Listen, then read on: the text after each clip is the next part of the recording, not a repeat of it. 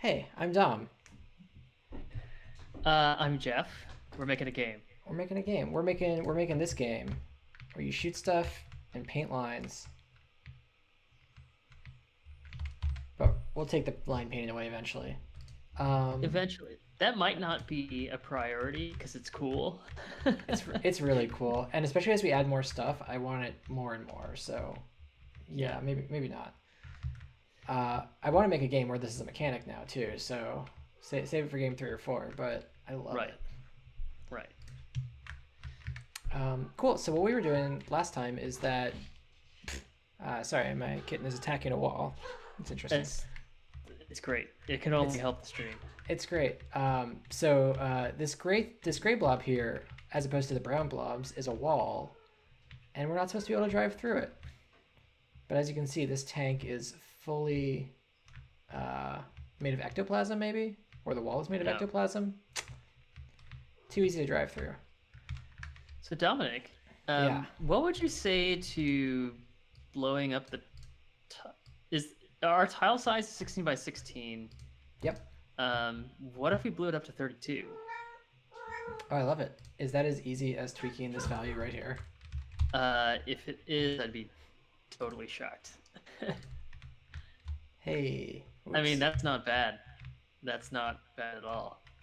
Although now, for some reason, Ah. you're in keyboard control now. Because the playfield width also doubled into this thing where the keyboard scroll is affecting it. There we go. Oh, So here's something mildly annoying, which is that the player movement is based on pixels per second instead of tile size. So let's tweak that real quick. I liked our speedy little sucker. So let's see. So this was should be just six. -4. We'll double it. Okay, I was gonna make it a factor of tile size, Oh, which was tile size over 8. um, yeah, yeah, that's cool. Mm, tile size over 8. Tile size over 4. It was 16. It was -2, right? Yeah. Uh, is it not reloading? It's reloading, and this is running. And let's see. So if we change to -4, huh? All right, wait. I want to get a little crazy on this sucker real quick. Yeah. That doesn't feel like it's changing anything at all. That's interesting. Um, Now, do we that use is this const? Well, we kind of do. yeah. Um, okay, so we've got our first mystery of the night, right? Hmm. Yeah, yeah. I wonder. Okay. Well, do we want to solve this, or do we want to just hold on to it? Because the collision detection is going to be a big old thing. I think we should solve it. I think we should Okay. solve it. It's gonna bother me. Okay, great. Uh, let's see. So we take our player creation vector, we rotate it, and add it to the player position. And we do this in the update function, which happens once per frame. That's interesting. This really should work, shouldn't it? It should have, yeah. Well, let's What if we start. Let's changed? start doing weirder stuff. Like now the tank moves backwards, but it doesn't. So It doesn't move backwards. no, and that should have, right? Yeah, you're starting to creep me out a little bit. Can we Huh? go to the bullet class? Does the bullet Hmm.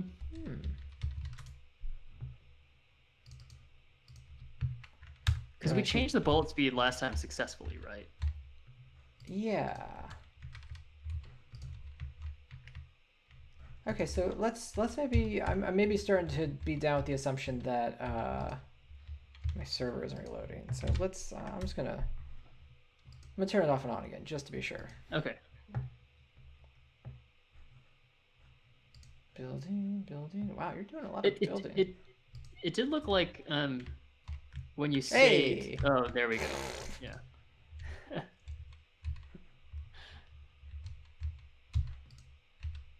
Oh, interesting. Yeah, I'm. It's not reloading. Okay, I have a theory, Uh huh. and the theory is I changed the capitalization of some of the file names, Oh, okay. and I think Yeah, but why would that matter? There's it, no. it, it shouldn't matter, but well, you notice how we're importing game from lowercase g game? I think maybe that's Oh, yeah, I see what you're saying. yeah, It's like it's getting it for the build, but not for the reload. right, I agree with right. that. I'm surprised that didn't Uh, toss out a big old error. who knows what's happening on a Mac, right? Oh, that's true. I am running case insensitive, like a I monster. think we all are, right? Yeah, because a lot of things don't work if you don't, like Photoshop. Hmm. Really? Yeah, you can't use case sensitive in Photoshop at the same time. It is a small disaster. That's so weird. Can it just like not load dynamic libraries or something? I'm not sure it can do much of anything, but they're like Yeah, very clear. They're like absolutely, hey, absolutely do not do this thing to Photoshop. So right. okay, all right, so there we go. So here's our slow tank, Yeah. and I want to make this tile size over 8 to get our tank being a little, yeah, that feels great. Little zippier. Yeah. A little zippier. And then Nice. let's make this tile size over 3. It's not quite the same speed, but it's pretty speedy. Yeah. It's Sweet. 1/3 of a tile per frame. Hmm. All right, love it. This is great. This is much more legible now. Good call. Mm-hmm. And I guess if I really, really wanted to be sad, I could change this to 10 and 10. But now I can't shoot outside the bounds anymore.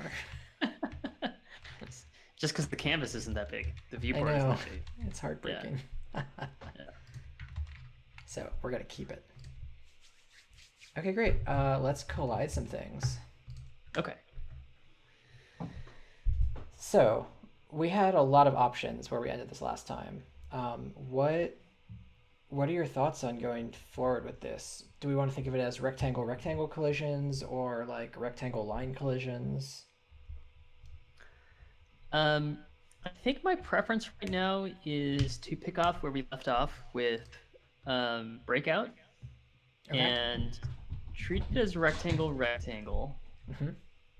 but also pretend like certain edges don't. Essentially, we do some merging. Yep. Um, Okay. and so we pretend like the adjacent edges don't exist. And I would also say that, like, we were thinking about, like, does it align with the tile grid and that sort of thing. That actually might make it harder for us if we're thinking in terms of tile grid, because we just have to, like, translate between two different spaces, the Hmm. pixel space and the grid space. Hmm. Um, so where the tile grid comes into play is that we can assume that if two wall entities or two wall objects are next to each other, we can safely remove the edge between them for collision. But that's the only thing we're using like tile alignment for. That's Otherwise, when exact. we do the actual collision, yeah, That's exactly what I was thinking. Is that we should do our yeah, pixel-based collision, and yeah, we can use that for edge removal, which should be very clean this time since everything knows about its own coordinates. yeah. So I think so. What we're gonna start with is, I guess the player will be our collider, and then maybe we'll do bullets after that. Um, Assuming we don't drop it into like some base class, but we don't have a base class, so we can't. Um, but Um, maybe we'll do export some we want functions. bullets? We want bullets to collide against the wall as well. Is that what you're thinking? That was my thought. Yeah, I feel, and like potentially, destroy eventually as well. Yeah. Okay, so we're fast. Do we want to maybe do collision logic first just for the player, then we can worry about how we organize common behavior between players and bullets That's what I was second? thinking. Yeah, like Okay. we'll maybe export a function that is colliding, and yeah. add some Yeah. behavior to walls. Can we implement like multiple interfaces in TypeScript? I think we can. Yeah, I think you can. Yeah. So Um, we can maybe have like a I collider or like I collidable that this has to implement for something like that. yeah, something like that. Um, Cool. I was going to suggest a slightly different model, but I think we can explore the different models once we get to that point. I think up front we can the player just needs to know where the walls are. And do we make the walls entities, or do we make The walls we are did, entities, right? yeah, which is great. Okay. Yeah. Yeah, because we just asked the entity manager for every for all entities, Mm-hmm. and we determine what we're colliding with, and like we probably don't want to get a hit back for bullets, but that's a interesting problem for later. Yeah. But let's start with all entities and see what we get. So I guess this is gonna be part of the player's update function. Mm-hmm. We kind of already started down this path, it looks like, but this was gonna be Yeah, tile and it's based. kind of like So it's going to be like after the player has moved. Mhm. The general idea is you're going to search the entity list for walls, basically. Mhm. Or we could say any entity, because there's like basically as long as the entity is not the player itself, we're going to Yep. check it for a collision. We'll assume that its bounding box is just like kind of quantized to the tile that it's on, right? Like if like The entity, basically yeah. we're not applying any collision geometry to individual entities. We'll do that later, right? We'll just say that all entities are automatically like, for the purposes of collision against the player, the collision volume that we care about is the tile aligned square Mhm. at whatever the entity's control point is, something like that, right? Yep, exactly. And we'll loop over those. And similar to what we do in Breakout, we're going to enumerate all the edges that we collide against. Should we enumerate edges, or And- should we build a set of objects first and then use that to determine that we're like get the two objects and figure out which edges we're colliding with afterwards based on their orientation? We could do that, but Kind of the same thing. let me know what you're thinking. If we iterate over all of the other entities and check for edge overlaps, Mhm. I think that gives us all the information we need in that step. So Okay. Why? I'm not is sure if we this- need to do a second one. Okay, no, I think that's right. Okay. Why is entities not correct though? Because it totally is that. Did we expose it? It's we Is didn't it hide not it. public? Is it automatically public by default, or I private by thought default? so. I think everything is public by default in JavaScript. Yeah. Oh yeah, and their interfaces, right? And under the game, it's called entities as well, right? Oh, is it that it's not on the interface? Probably. Yeah, that's it. Okay. I see, because we were saying we were about to add this method get entity to tile pause. So should we give should the entity manager actually be like should that be the place where we ask, here's a rectangle, give us every other rectangle? Or would you rather have the player manage that?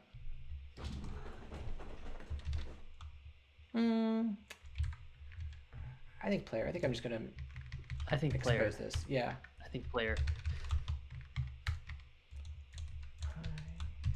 Entity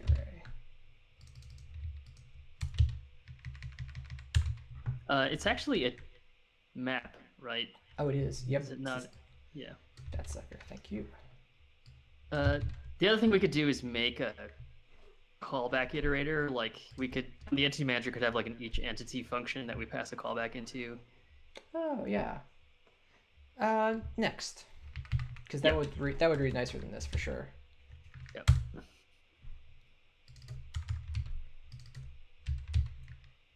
It's gonna be a key. Yeah.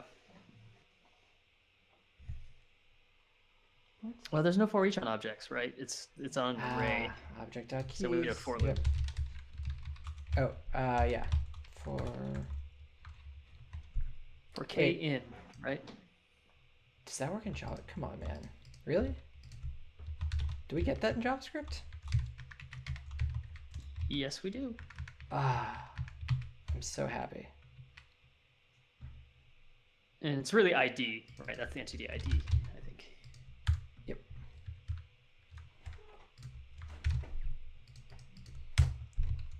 Cool. Okay. So let's see. I grabbed a quick slice of rectangle collision earlier. Oh, nice. Just to be able to look at it.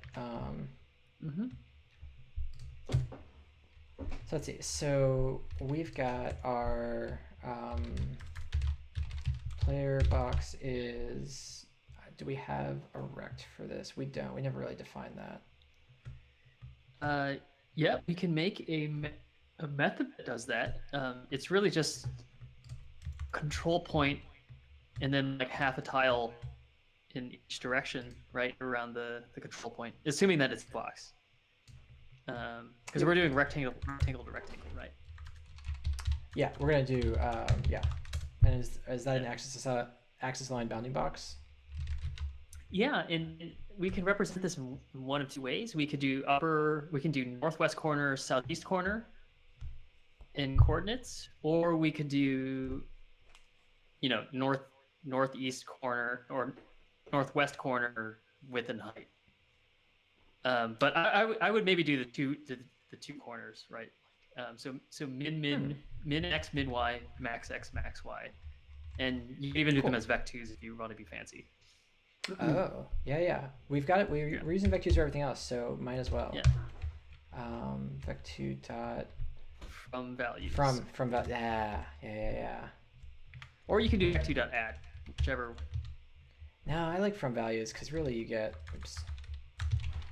It's the only one that doesn't add a second vec2 dot create in there, right? Yeah. Okay, so this is oh, but actually we want to add from position. And this is negative tile size over 2, negative tile size over 2. Yeah, and that would be in with brackets around it, I think, because it's a second vector. Oh. And you'd have to add the vec2 dot create. Sorry, man. No, okay. Then I'm gonna do from values and do position dot 0 position y. Yep, it's totally fine. I tried. Yep. But you're totally right. Yeah, the fact that there's no operator overloading, really the only reason why I ever want operator overloading is for vector addition, maybe string concatenation. I do love me the shovel operator in Ruby. I'm not gonna lie. Yeah, but man, I love Ruby, but when I shoot myself in the foot with Ruby, I shoot myself in the foot really hard. It's true. And this looks fine. It looks beautiful. It does. All right, there's our box. Yes. Okay, cool. So, should all entities return this function? Because we need the same thing from wall, right? Well, I think maybe for now we'll just calculate it for every. So This is tricky, right? We need to know.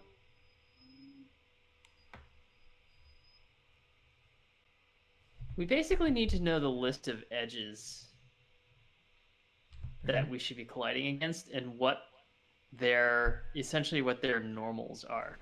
When I say if I say normal, does that make any sense to you? Yeah, isn't that the perpendicular line like from an edge, like edge normal? Yes, that's exactly right. And because we're axis aligned, maybe normal is a little bit dramatic. What we need is to know like which compass direction does that edge represent.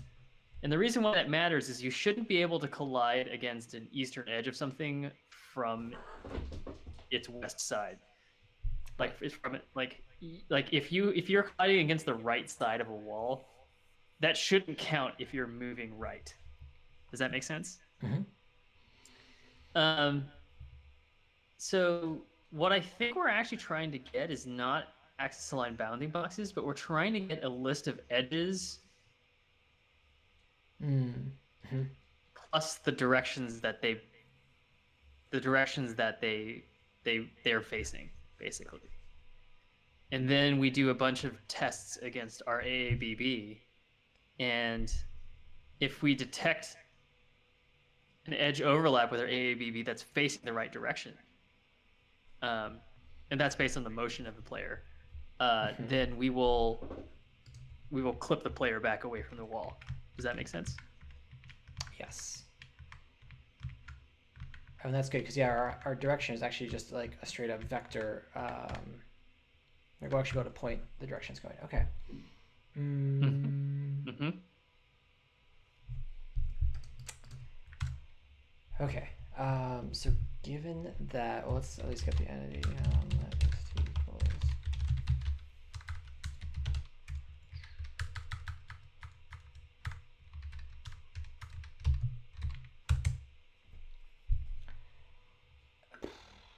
So let's see. So how did we test edges? Maybe that's the good first question.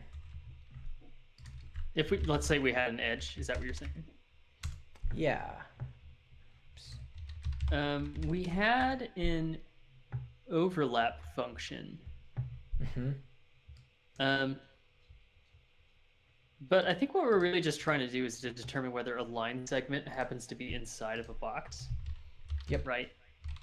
And the way that we would do that here is we would just check to see if either of the two delimiting points is inside the box. Oh, okay. Does that make sense? If either of the two delimiting points is inside the box, wait, that's not necessarily true though, because if this is the box, or if this is the line. Oh, it could perfectly align. Yes. Well, no, You're right. this is the box, both points could be outside of it as well. Yeah, but that's not a collision at that point, right? If we collide, if this was a contiguous line, like we had a longer object, I guess it's nice that our things have a sort of similarity in size. Maybe that's helping us here. And maybe we shouldn't exploit that, is what you're saying. I think I do see what you're saying, and I'm okay explaining that. I want us to know that we are doing exactly that. Because otherwise, the points won't always be inside. You could have a long line and the box just hits the middle of it. Yeah, so we maybe get to cheat. Yeah. I'm okay cheating. So I think in cases, let's assume axis alignment at the very least. We'll take advantage of that, right? Mm-hmm. So we don't have rotations of these surfaces. Right. If the edge that you're colliding against is equal to or less than in size to, the player's dimensions, mm-hmm. then I think what I said about the either terminal point being inside the square, at least if we use greater than or equal to with some kind of like floating point epsilon, is roughly accurate. I agree. However, if the edge that we're colliding against is larger than one of the dimensions of the player's bounding box, then it's possible to be overlapping the line with neither of the terminal points being inside of the player's box, right? Exactly. And I think that's the case that you're worried about, right? Yeah, but it's nice that everything we have is sort of size 1, essentially. Yes. So do we want to take advantage of that, or do we want, could we have an axis line bounding box in this game that is larger than the player? And if so, we need to account for... Larger, no, but what we will have are bullets which are smaller, which work fine for the player. Yeah. And if we end up with a bigger object, it'll be really obvious that we could drive directly through it. So kind of okay with that too. The other way that we could try to do this is we could say that we know the player's previous position. And if you are on an east-facing wall, then you check the player's west edge and see if the west edge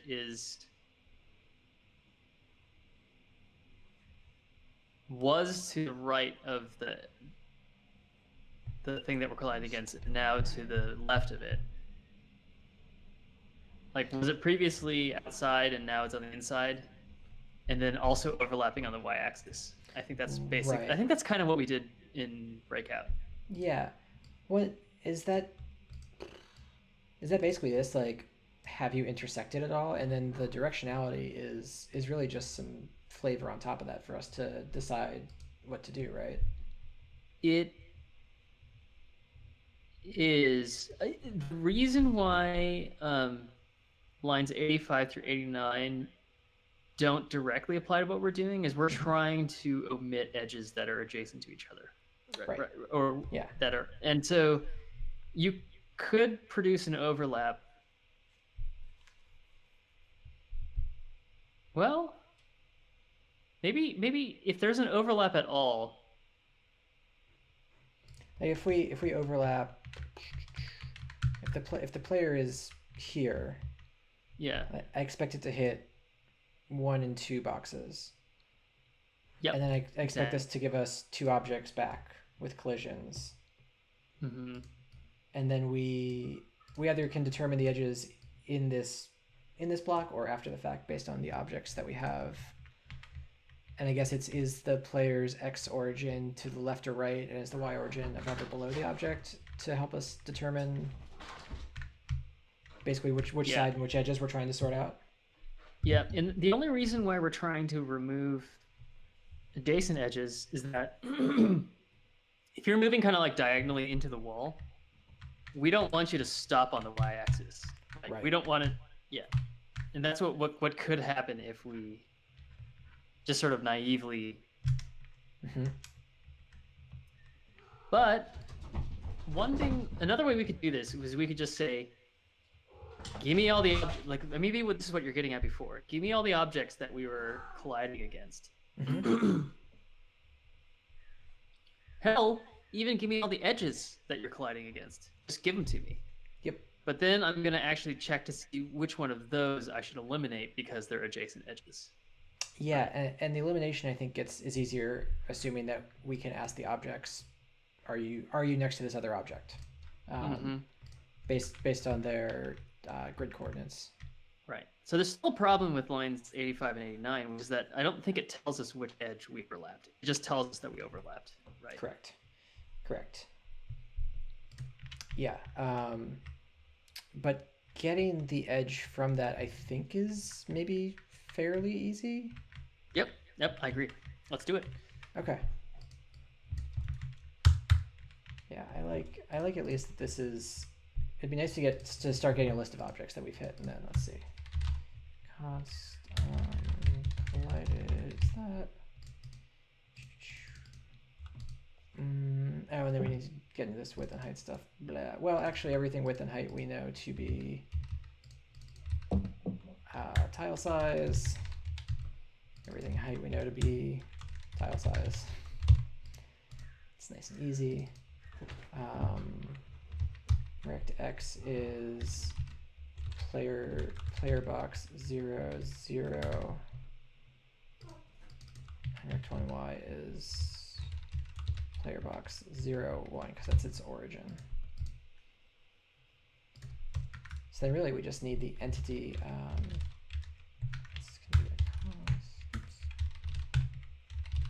Entity origin equals entity dot position. Is it vec2? And really, oh lordy.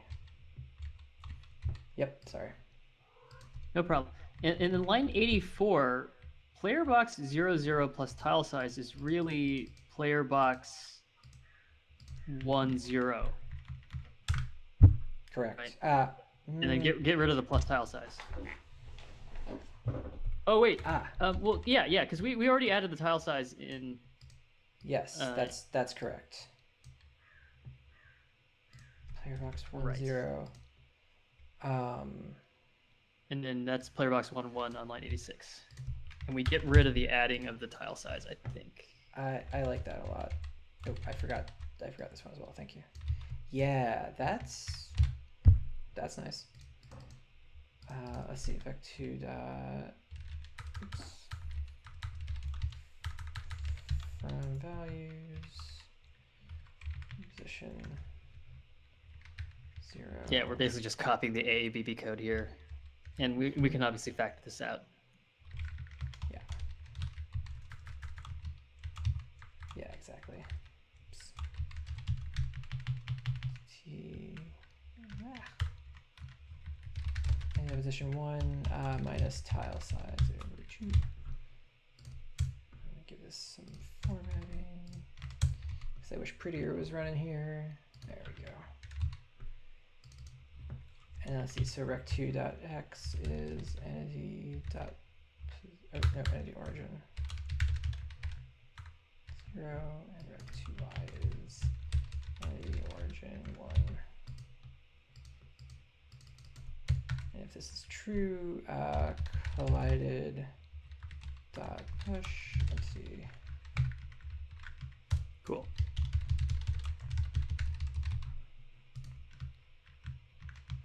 Oh, delightful. Player is Collides with itself. Constantly colliding. Love it. So we need to continue if the ID is equal to this ID, right? Yep.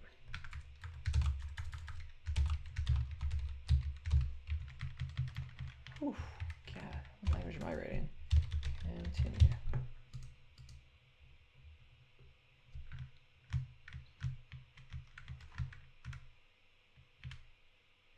Hey.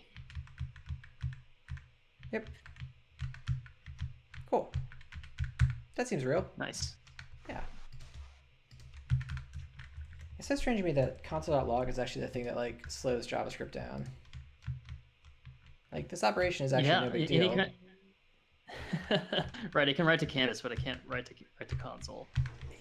Yeah. Yeah. It's probably allocating like 50K of memory for every time you recall a console.log or something.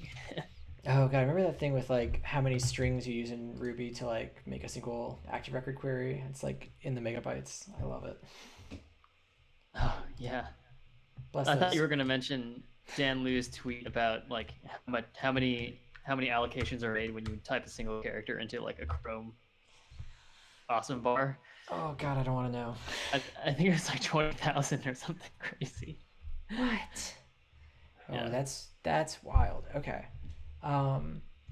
Okay, so in this spot, we've got our entities. Do you want to be tracking edges here instead?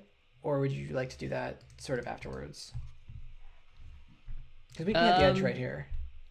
Yeah, we can. In fact, we can enumerate the edges if we wanted to, right? So we've detected an overlap. Now we want to know what the actual edge is. Mm-hmm. And so it's like... Well, we kind of know based on the orientation of the player, right? I was gonna say we like now that we've collided, it's edges equals, or sorry, if it's like if the player's X origin is east of the entity's origin, east edge is hitting. That's a guarantee, right? It's a guarantee as long as we've not tunneled past the origins haven't crisscrossed in the space of a single frame, right? Right. The player could be moving fast enough that it could actually like skip over the wall, right? If the player's motion was 2 times the tile size per frame, then you would skip past things, right? But since we do this after player motion, if we did that and ended up with the collision over here, the player origin would be less than, and we would say the west edge collided. I think what I'm getting at is weird, that like if you had moved far enough that there's not even an overlap at all, then we would have tunneled completely past it. Right. But then we have a problem. Yeah, then we would have a problem. Yeah. So I think.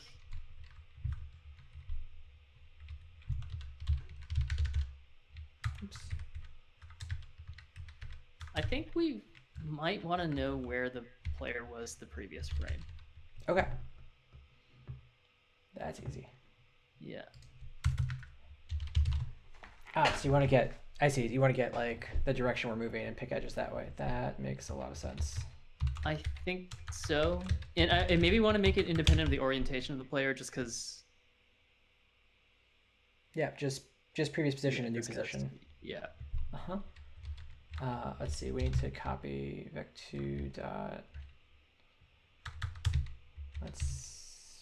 Was there one that was create from another one, or is it just I gotta do find values again? Copy vec2.copy, I think is what it is. Gosh, it's so good. What a delightful little library. Hey, there we go. Cool.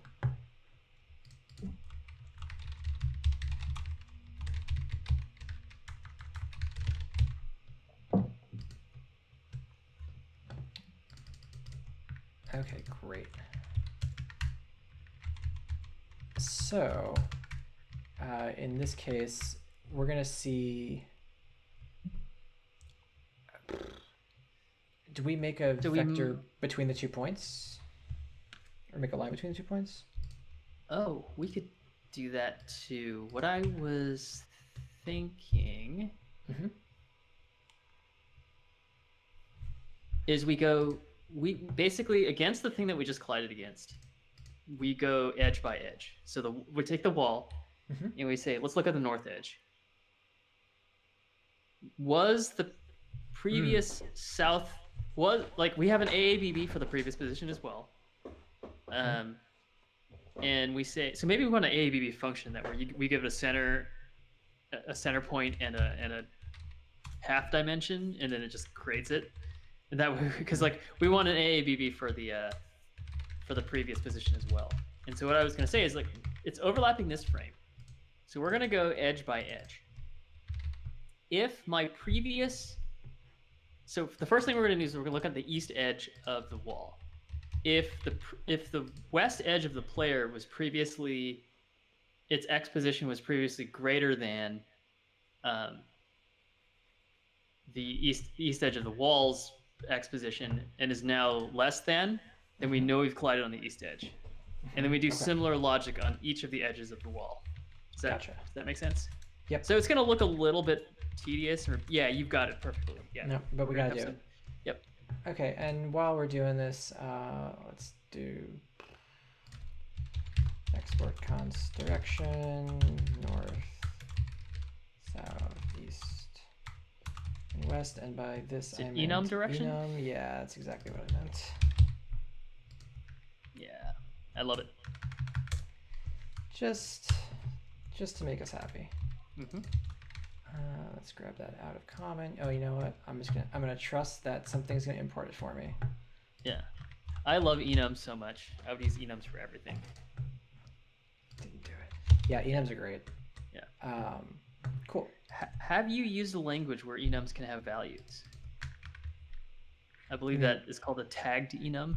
Besides TypeScript? Swift can.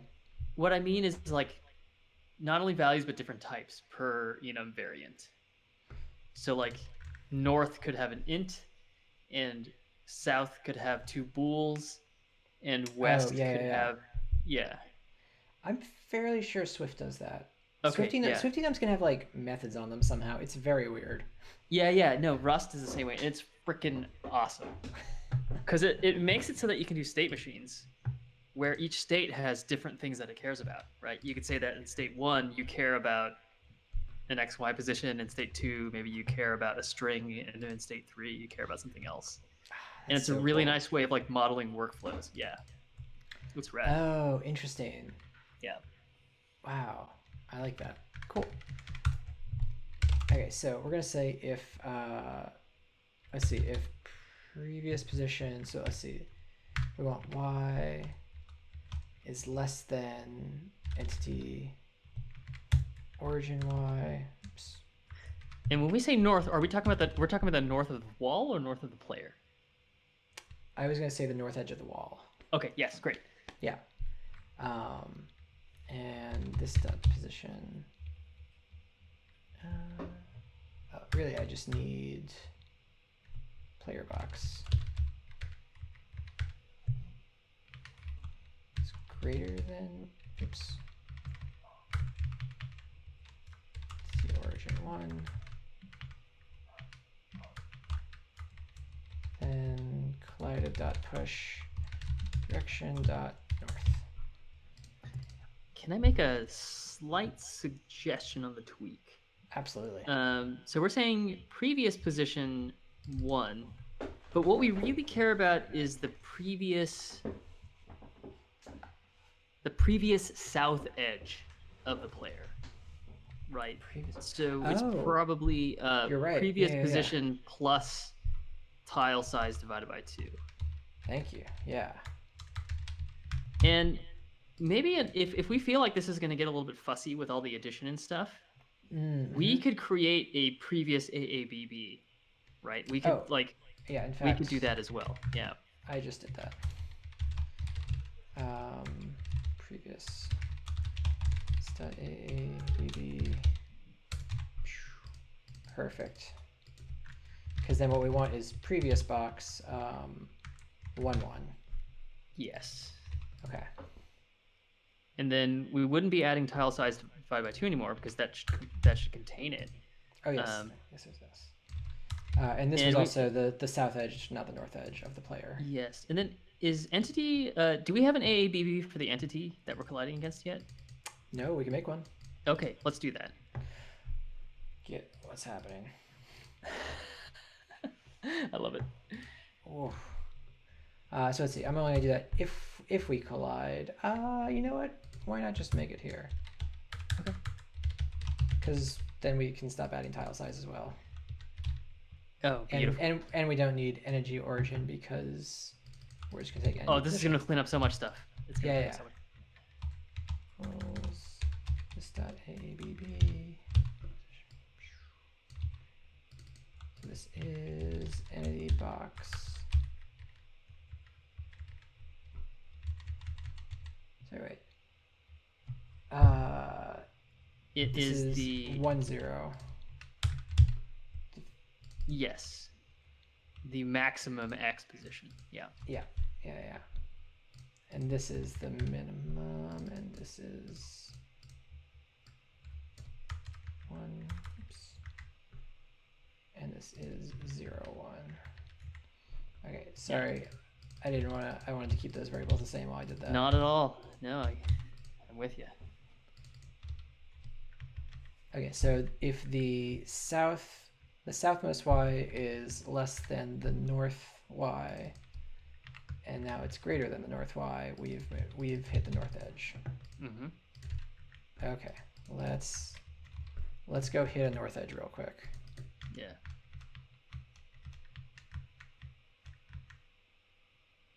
Do we want to do if collided.length greater than 0 console.log? It might be a little bit easier to read. Whoa. Thank you. Yeah. That sure does make some sense. Also, it's more performant. So I saw it log a single 0. That's what we. I think that's working. That's what we wanted to see, right? Oh, and it's because now that we've penetrated it, it doesn't log it again. It has not collided a second time. That's good. Yeah. Yes. Because the previous position was inside the box. Cool. I'm into that. Here, wait. Let's be extremely snooty about this. I love it. Yeah. I want my logs to be useful. I'm all in. Okay, so south. So this is exactly the opposite. So if our previous top y and our current top y is less than the bottom y of the box, is then greater than the bottom y of the box, we should see got north. Did you reload? No south. Yes, yeah. North. So previous box north edge is the y is greater than. We need to reverse the signs as well. Yeah. And yeah, of course.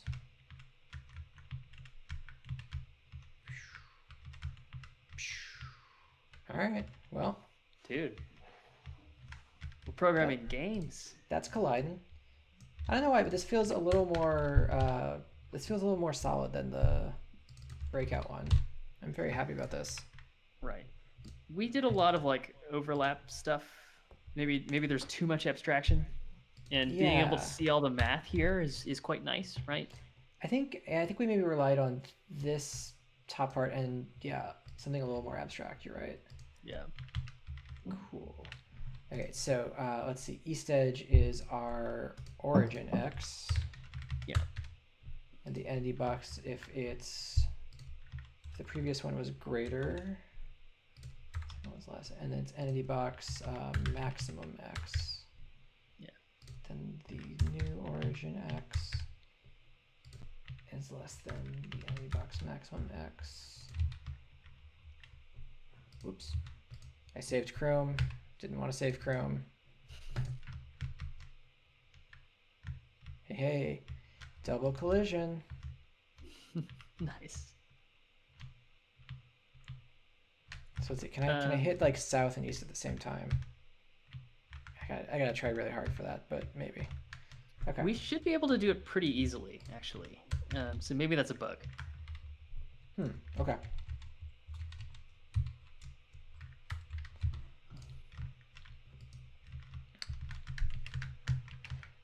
You think pretty easily? Like I can't quite see the line I'm trying to hit, which makes it. Oh goodness.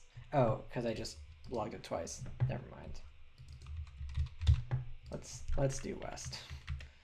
So let's see if the maximum is hitting the minimum, and if it's previously less than, then greater than.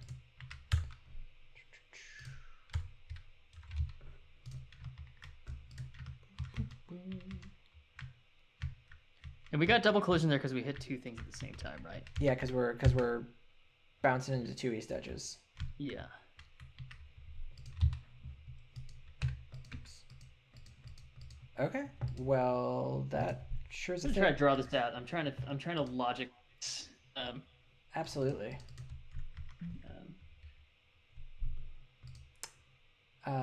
Yeah. Can I define a tuple type in TypeScript? TypeScript tuple. You can. It's just brackets.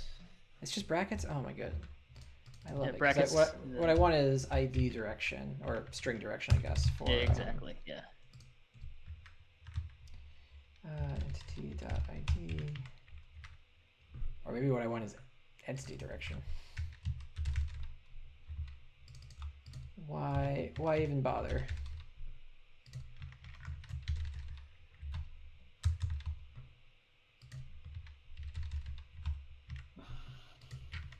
And we're not doing an else if here, so it should be running all of these. It shouldn't be giving us like the first thing.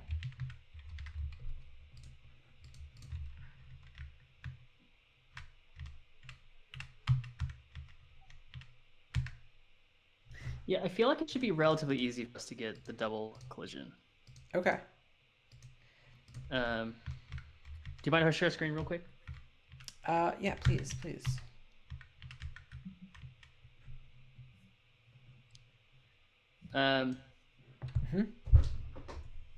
You know, I might be wrong. So this is the wall. This is the player on the previous frame. And it really kind of depends on how quickly the player moves, I think. So well, here. And so this is frame one. And then frame two, the wall and player are going to be like that, and that should be a collision along the south and the east edge, right? Oh yeah, here's what I'm thinking, which is. Let me. Oh, you can't see my screen still. Yeah. So then I. Oh. You done killed it. Jeff will be right back.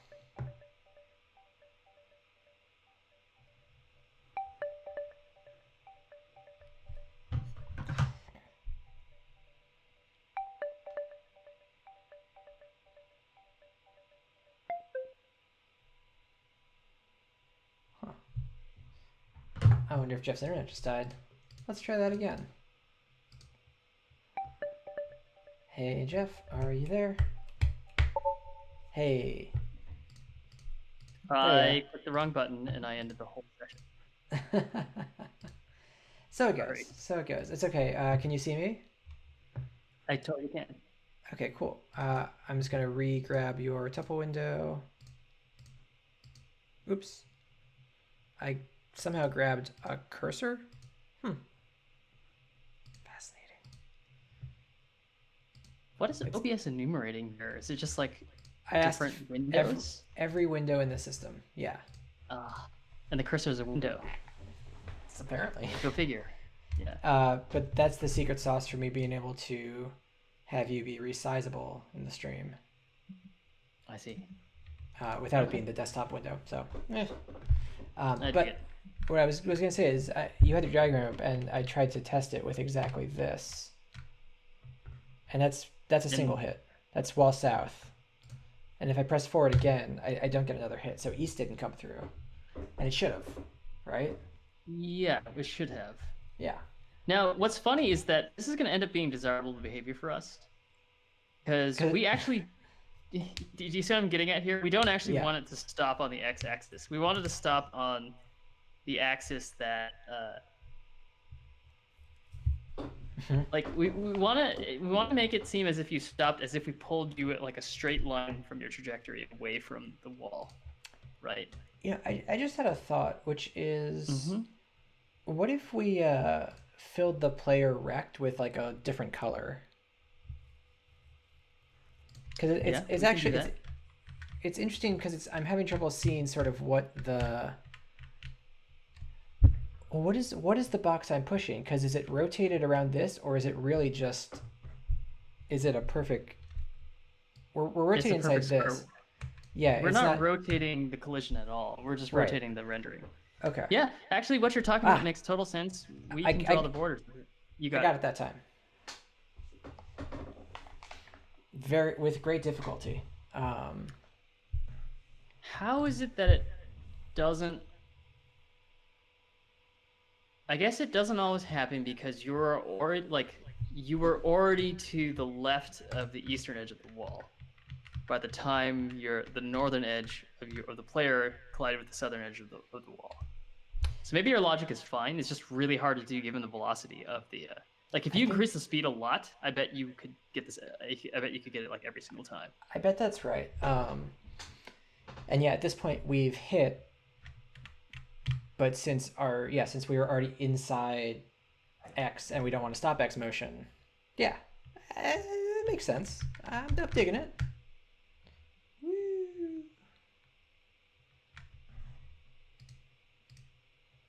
Okay, let's see how far this will get us, and we'll see how it feels. Okay. Okay, so we can maybe to start. Let's just if we see east or west, stop X. If we see north or south, stop Y, and then do our edge deduplication. Yes. And it's not just that we want to stop. We actually want to push the player back. We want to do the previous position, right? Yeah. Or we can... Or like hug the wall. We want to hug the wall. So maybe we actually need to know, in addition to the entity, maybe instead of the entity, or in addition to the entity, we want to know what... So for the north edge, we want to know what the Y position was. The south edge, we want to know what the Y position was. For the east edge, we want to know what the X position was. Okay. Let's drop a number in there. Yeah. So let's see. So it's really the entity box value we're checking against, right? Each time? Yes. Great.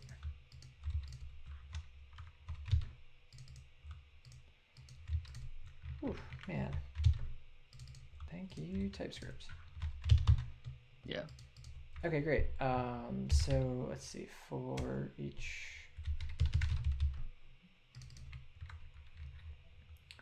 And this is one of those like entity direction value. Can we try something super simple before we do the Yeah. edge, the edge removal? Oh, I wasn't gonna do the edge. I was just gonna stop. I was gonna set the values for every edge. Yeah. I was just gonna say, like, we're probably only ever gonna get one item in this array, Hmm. right? Like collisions should only ever collided is like very rarely gonna have two. Um, If I would say two is probably very common just because of oh yeah, this. yeah. Oh, I see what you're saying. But like they'll both be east and it'll be the same value as well. Okay, I see what you're getting at. You're doing the right thing. You're doing exactly what I was gonna suggest. Yeah, Yeah. I'm just gonna like iterate through and set everything, and, Yeah. and I think call it a day. Okay. And you don't even need the if statement, I think. Oh no, I was just doing it. That was for the login. Yeah, you're right. And then we switch on direction, right? Mm-hmm. I love it. Case direction dot north. Nope, it's this JavaScript.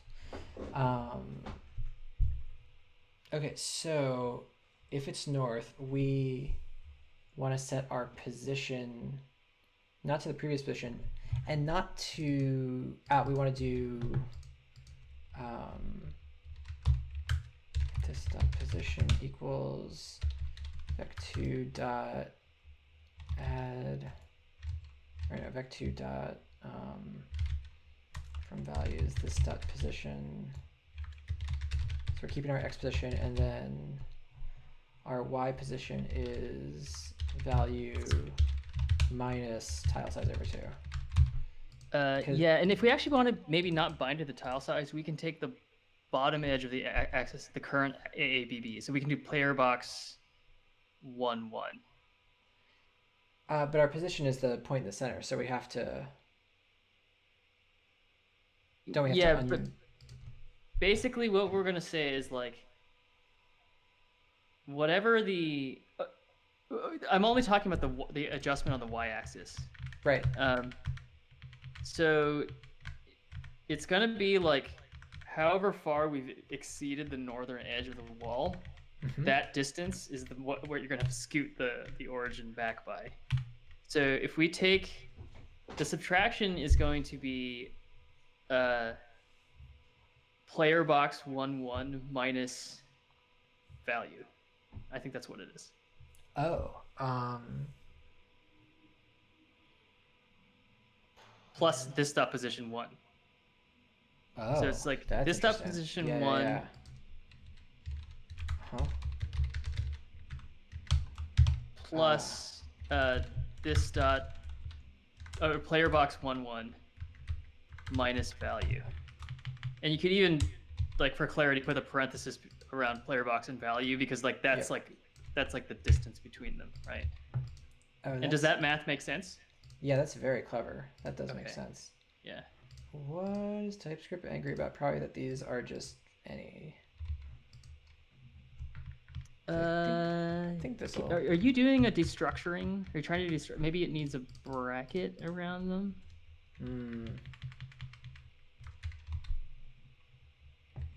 Oh, you know what it is? I probably just need to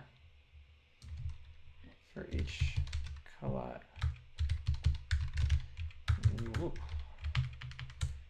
Let's see. Const direction equals const value equals collision 2. We'll just be done. Great. Okay, so north is. Huh.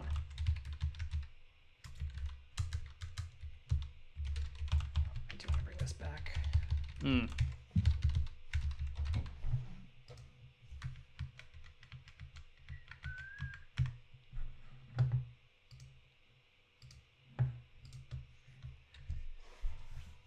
Okay. We've got our north. Maybe this dot position minus. Maybe we're not. Maybe the signs are wrong. Oh, right. Because y is.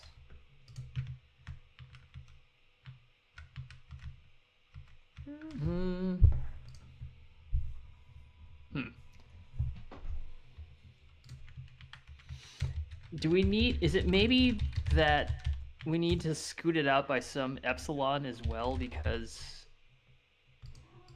we're not colliding the second frame? Right. Does it make sense what I just said?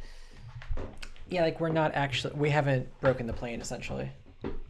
We haven't pushed it out far enough for it to be considered like fully outside of the wall. Yeah. So that should be like floating point. I know. Interesting. Yeah. Hang on. Let's log. Yeah, something here, right? Well, I'm logging both, but I'd like to see the before and after. Yeah, that they're actually different, right? Uh-huh.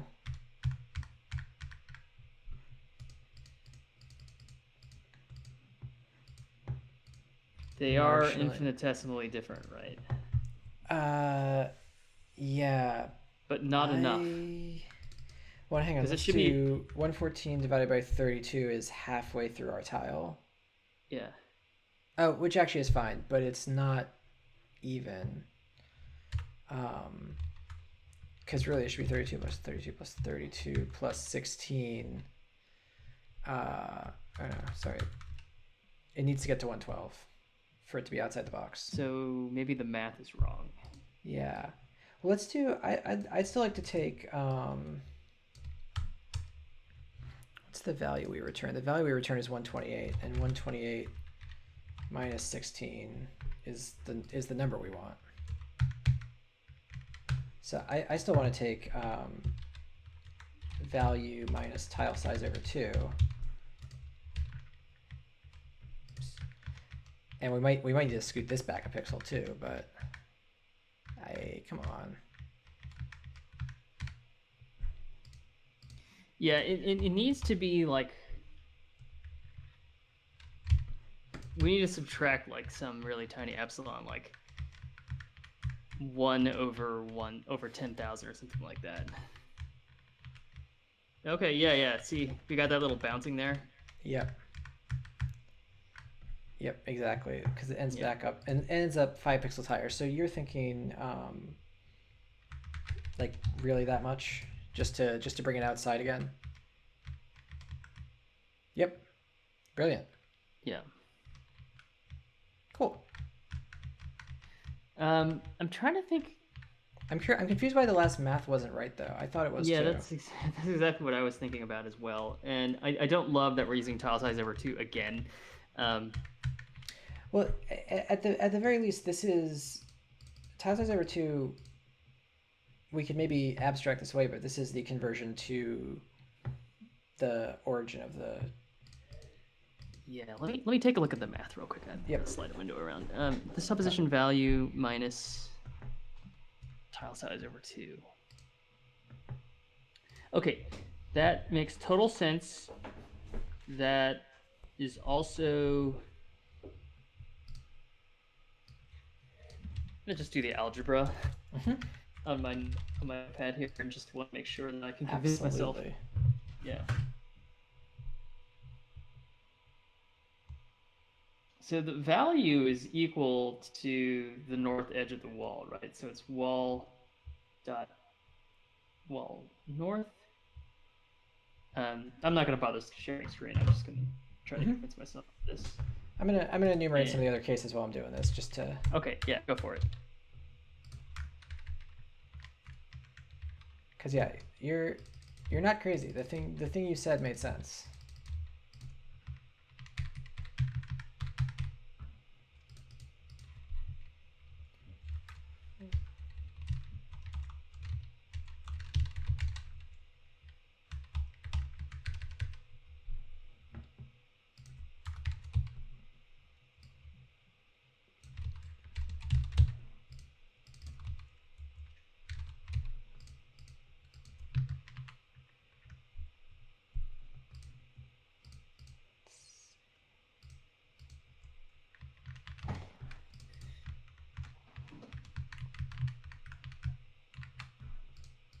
Unfortunately, I think your offset might be a little bit different.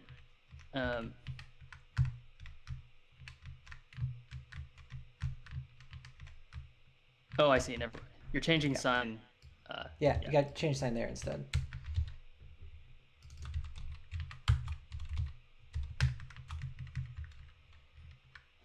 Yeah, this ain't the worst thing in the world. It's a little funny.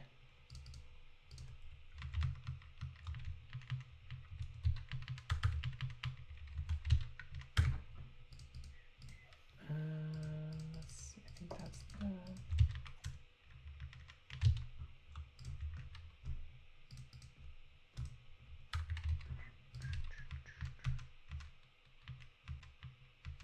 the.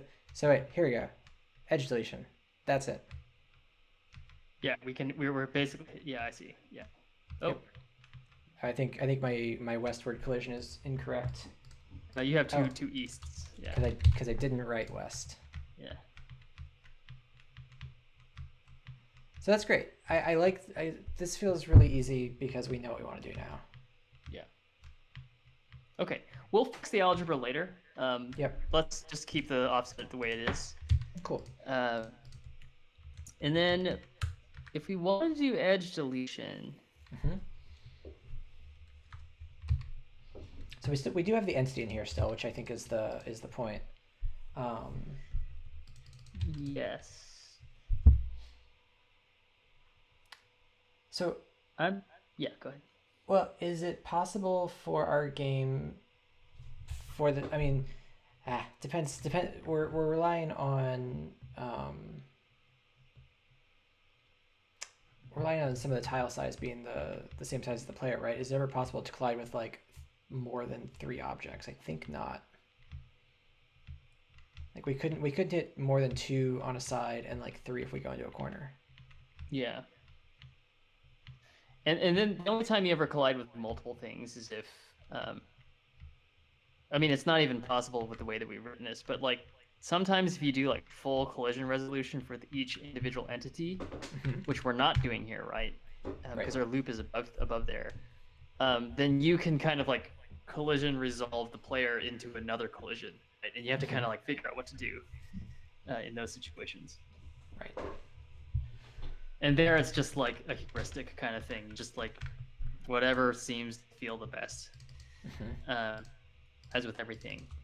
I almost wonder if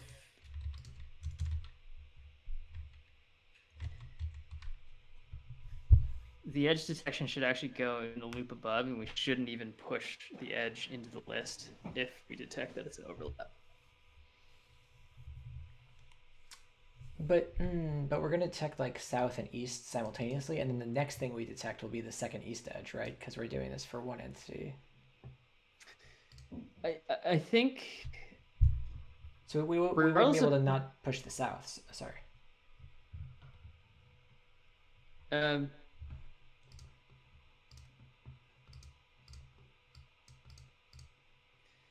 Okay, so I think I see what you're getting at here. So I think what you're saying is like down below, we would say, and really it kind of doesn't matter where this happens. It can happen up above or down below, but or we can have an intermediate filter. I actually almost like that better. I was thinking it's another loop, but it's a small loop at least. Yeah.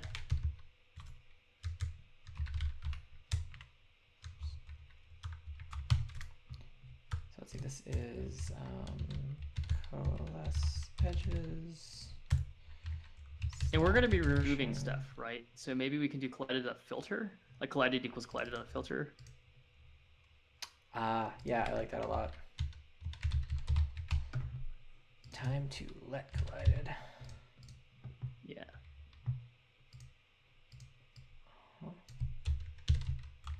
Filter, collision. And this time we care about the entity and the direction rather than the value. We don't really care about the value per se.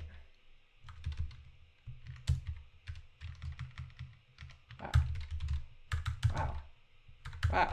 Read the right word. Okay. So good at this. And then construction, yeah.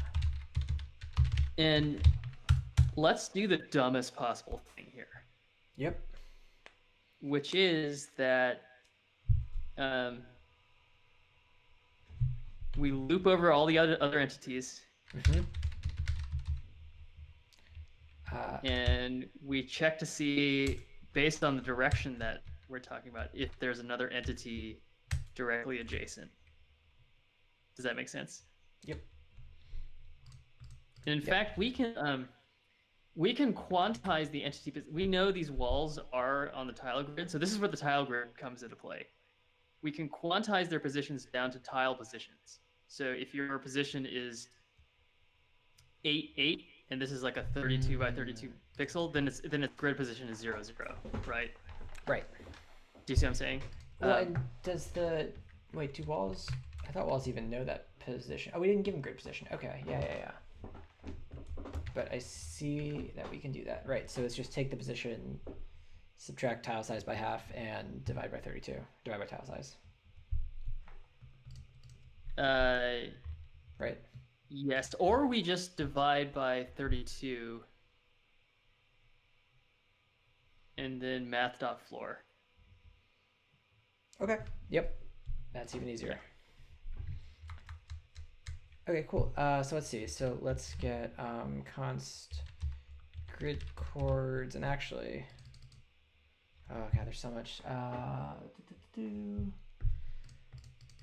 So let's see. So for this entity, I want to see, for this collision, I want to see if there's any other edges. I want to, so the same entity will be in there twice. Yeah, it will be. So I think what we want to do is we want to iterate over.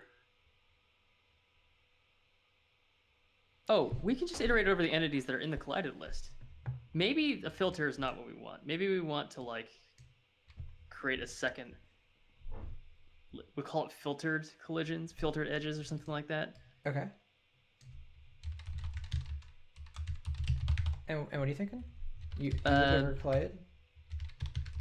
And then it's just equal to empty array up front, and then we do. Okay, so this is where we're gonna have to do kind of like a little bit of a clever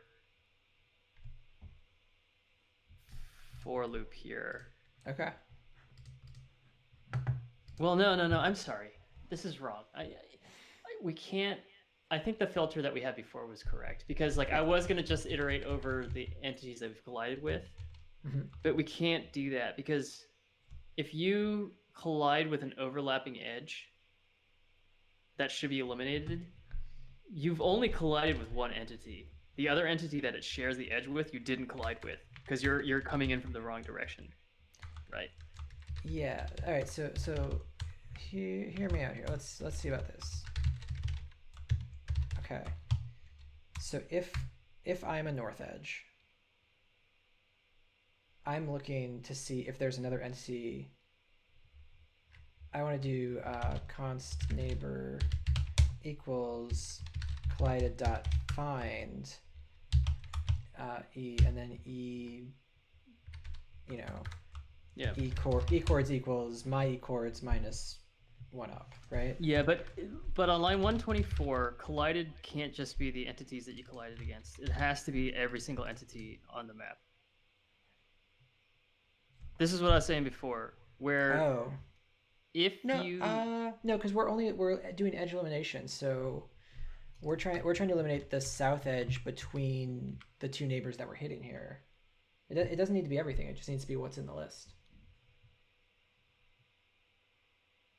Because it only... That's an accident of the fact that we're hitting them both, right?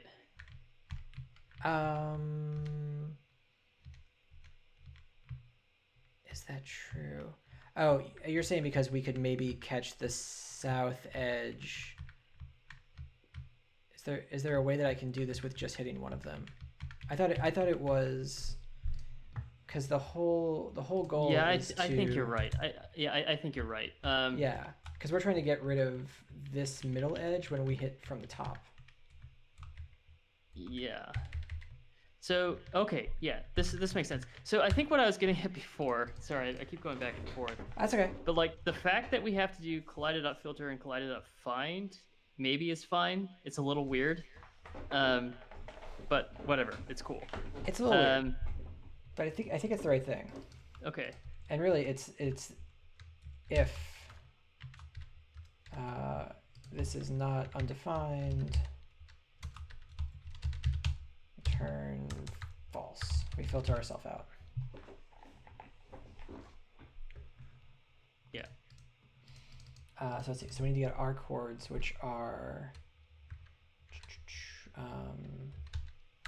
entity dot position 0 divided by tile size. Math dot floor. Wow, we're gonna want that function a bunch, I bet. Yes. And y. Okay, so let's log our chords. Just, in fact, I'm gonna make this a function right now because I'm about to type it like 5 times.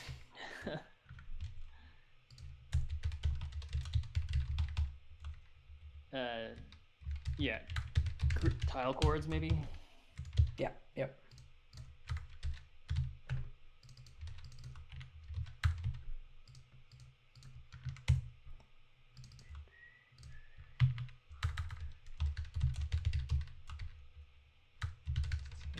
Position. So let's see, this is if tile chords E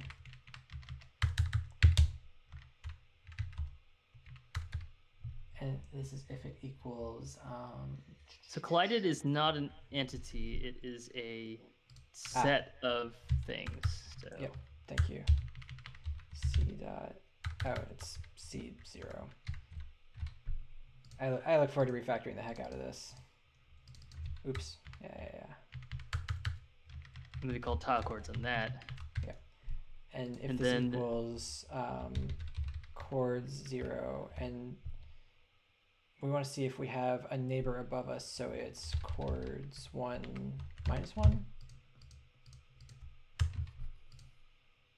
Is that a crazy function that works? So it's the edge is the north edge of something. So it would be invalid if there was a neighbor to the south of it, right? It's the north edge, so it's invalid if there's a neighbor to the north. If we've hit the north, but actually we're colliding with, if there's something in the collision set that's above it, then we say this north edge is invalid. No, I think it's actually that, like, if we hit the north edge of something. Oh, you're right. It's above. Yeah. Okay. Yes. But why are you unhappy? Do you actually want me to get a return and a thing in here? Well, tile chords is wrong, right? It doesn't return a thing. Thank you. Whoops. Wonder what this was. There we go. Great. Take me back to shorthand. Okay, so this we can still hit from. Oh, okay. You need to filter out itself. So we have to find where C0.id does not equal entity.id, and the tile chords are there, something like that. Oh, I think, is it actually that I didn't return true for yeah. That's because, yeah, okay, that's good. So now if I expected that not to happen. Okay. Yeah. Interesting. And what are the edges that it thinks I'm hitting here? East, northeast. And then I'm logging the coordinates, so we do get 2 hits on 1.5, and I would have expected 1.4. So this equality might be actually super busted, which is annoying.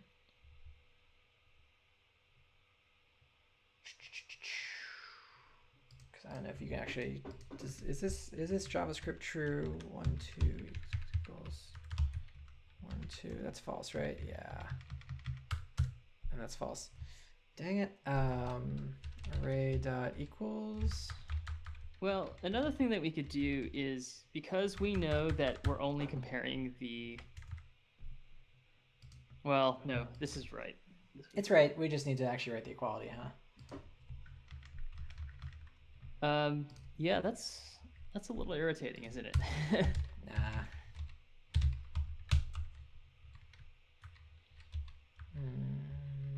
It would be like number A, number B, right? Yeah. Yeah. I think TypeScript is letting me get away with a little too much here.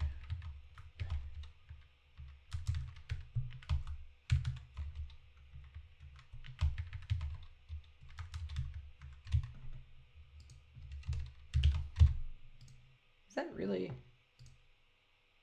Okay, yeah, you're angry at any. That's very reasonable.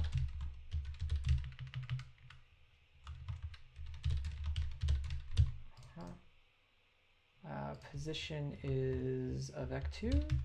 Yep. And does this get a implicit return type? Oh, I see. Because C0 is not the position. C0 is the entity. So we're not passing in anything meaningful there. It should be C0 of its position, right? Oh, there you go. TypeScript to the rescue. This equality still doesn't work, right? Yeah. It still needs to be equals. Mm-hmm. But God, that bug would have been really annoying in 30 seconds.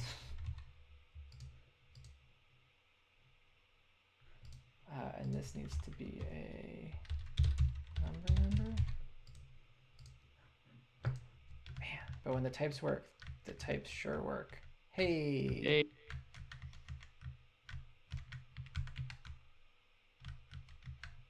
All right, so just do this a bunch. Yep. And we do need a break between them, I think. Yeah. God, it's break and it's delete are the only two things in this language. Either that or we can just return.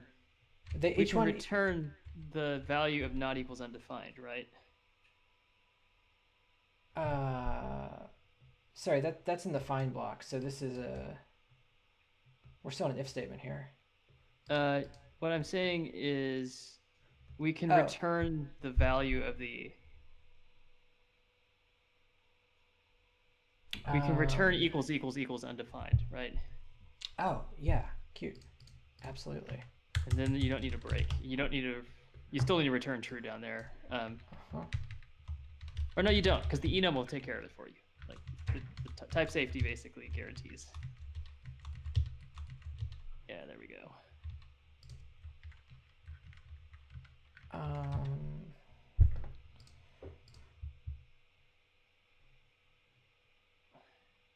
What? And then you have dot north for all of these, so they're all going to be equal to each other. And then we have an extra not equals undefined parentheses that we need to delete. So it's. Oh, yeah, I see. Thanks. Yep. Yeah, in the middle there.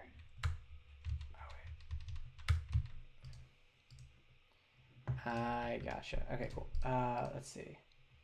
This is the same every time, isn't it? Oh, but we have to recalculate it. So never mind. South is +1. East is -1 and west. Nope. East is +1. And west is -1.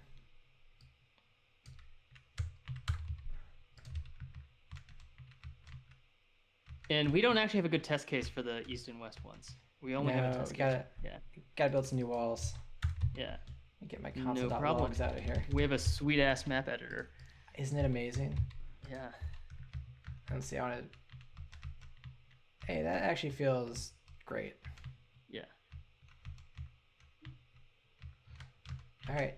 To the map editor. Is that in game?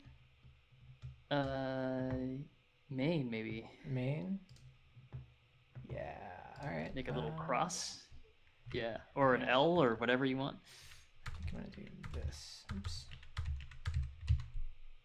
Man, that's cool. Oh, this is sweet, isn't it? Yeah, I feel really good about this. This collision detection is there's no physics bonkers right now, and I'm thrilled by that. Yeah. Okay, cool. That feels great. You know, every time I look at someone else's game code, I'm just like, why is everything so long? Yeah. And now I understand. Now you get it. Okay, so I see a lot of ways to we could probably make this better. I'm gonna pull all these functions actually just up to here because I feel like they're all utility functions that we want at some point. Sure. Uh, Do you think in this game, as long Uh-huh. as it's 2D, we will ever do collision against an entity that is not axis tile aligned? bullets. Bullets are the only ones I think of. But what I mean is, will there be will we ever collide between two entities that are not tile aligned? Oh, bullets against people. Bullets That's what against you were people, saying. yeah, and bullets Yeah. against walls. Oh, that's fine. That's fine. But we don't need to do collision resolution for those cases, right? Right, it's really like it hits and you're done, right? Yeah. That's pretty cool. So the mentality I think we should have is that the logic for finding overlaps between bullets and players, Mm-hmm. and maybe even bullets and mines, uses the same mathematical primitives as what we just wrote right now, but it should belong to a different system than collision that does collision resolution. Does that make sense? It's almost Yeah. like two different worlds that we should be thinking about. I agree. It's nice that bullets are actually I think just lines 96 to 99. Like you just your box is inside the other box and you call it a day, which will be Yeah. great. Yeah. Cool. Okay. Whew, we did it. So we did do it. Let me grab another glass of water, and I think maybe the next thing is we figure out how to refactor this so this can happen for bullets as well. What do you think about that? That sounds pretty good. Yeah, I was thinking bullets hitting walls and stopping or destroying themselves would be good. Exactly. Don't need to worry about destructible walls. Yeah. And then after that, and maybe this is next stream, but I would love to do collision on terrain as well. And this is maybe pre-movement, so we are adjusting player speed. Yes. But I think that would wrap up the very basics of our collision system. Yeah, and then terrain modification, I would say, or terrain's effect on velocity, I would even say is like a third system that we're talking about, right? Mm-hmm. And that might just be, is the control point fully inside a particular tile of a, I was thinking it's actually pretty easy if we want to say Yeah. that, like, yeah, you're fine until you're more than 50% on the mountain or something. Exactly. So we just basically sample the tile at the current control point and figure out what and that's your velocity. Your velocity is derived from the terrain that you're driving over or something like Exactly. Yeah. that.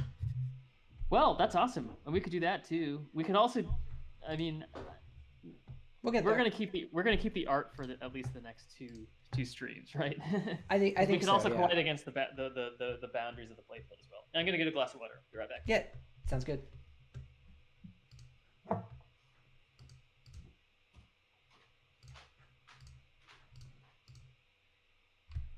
It's not assignable.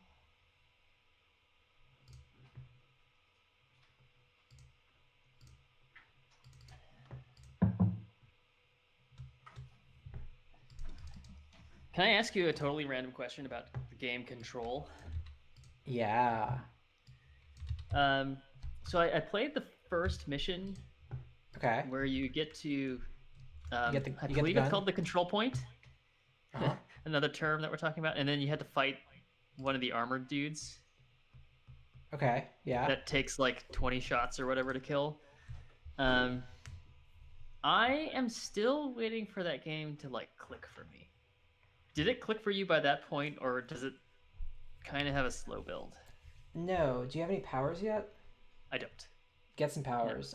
just the I think it clicked for me when I got the floppy disk. Okay. And you'll know when it happens, and it's like the next thing that's going to happen to you, I think. Sweet. Okay, cool. Yeah. And then the game kind of becomes a very fun playground. Because the shooty bits are kind of, I don't know, shooting is silly. I've been playing Division 2 a lot, and the auto aim on that game is like, at least at the difficulty level that I'm playing, is like pretty snappy. I can just kind of like, it's On similar to Division or on Control Control? on Division. On Division, it's just like, and that's like a duck and cover shooter. Yeah. And so like, you just pop out of cover and like your reticle's already on an enemy, right? Oh, that's nice. Yeah. Yeah. Well, as long as you're like kind of within, a certain distance. Hmm. So I find myself missing that in Control because it's like I don't want to aim. Aiming is for chumps. Uh, Yeah. so yeah, the one of the things that happens is the powers do a really nice lock on too, which helps. Ah. The So powers you'll- lock on, or the gun locks on. the powers lock on. The gun does lock on, but not quite as snappy as Division. It sounds like. Okay. Yeah. So I just gotta get used to it. I get used to it and yeah, get the next thing, but also like the game does continue to be a lot of wandering corridors and shooting, hiss. So Yeah. Also, I should be prepared for that. yeah, yeah, it's not going to drastically change, but it is a little different.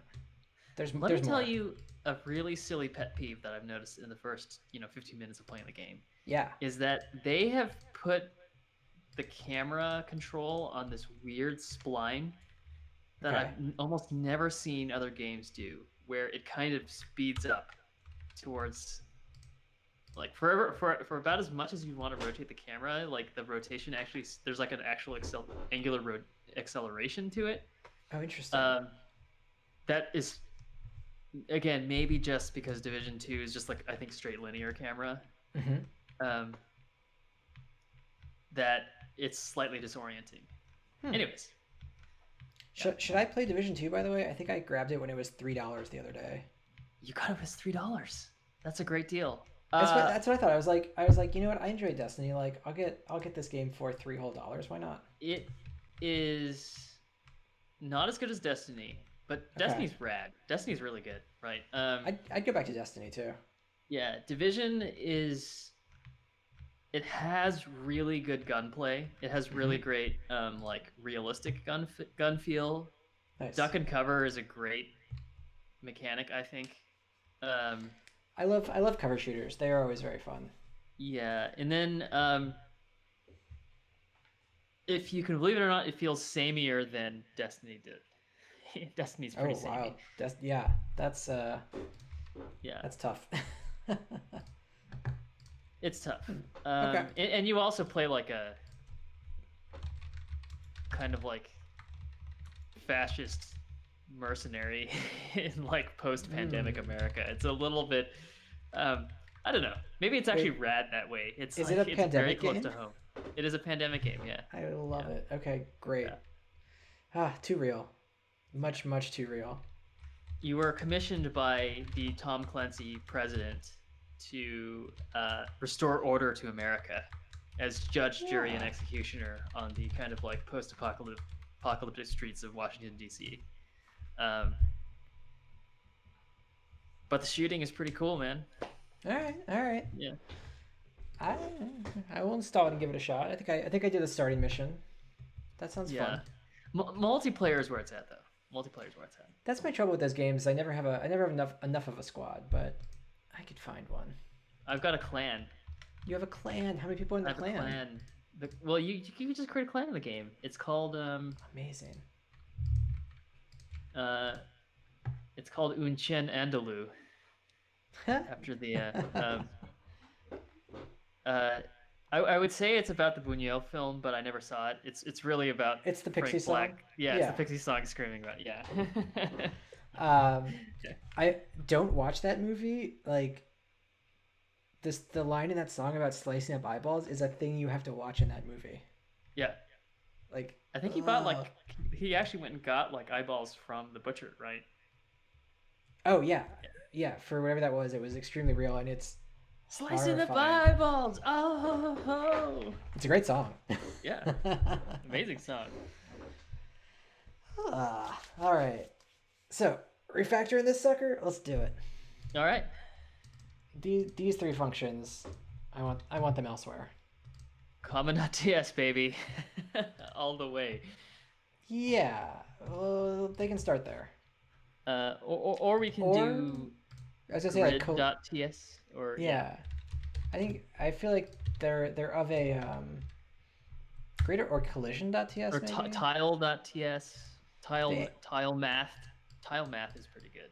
AABB just doesn't fit in there very well. Yeah, it doesn't. Although AABB, it might not matter for this game, but we might want to generalize it to take a size and not be tile over 2 all the time. But I actually think that, well, the AABB of a bullet is probably going to be smaller than a tile, right? Yes, true. So, but let's not worry about that for now. I think it's yeah. okay. Oh, then you know what? Here, this makes sense. Tile math. Oops. Tile math. But then like nice. Tile BB. Because the bullet's also not going to be like, it's going to be a tiny rectangle and hopefully not a perfect square either. At least the way we've done it. So yeah, we're going to want to do. This is actually for tile objects. Yeah. I mean, this is where it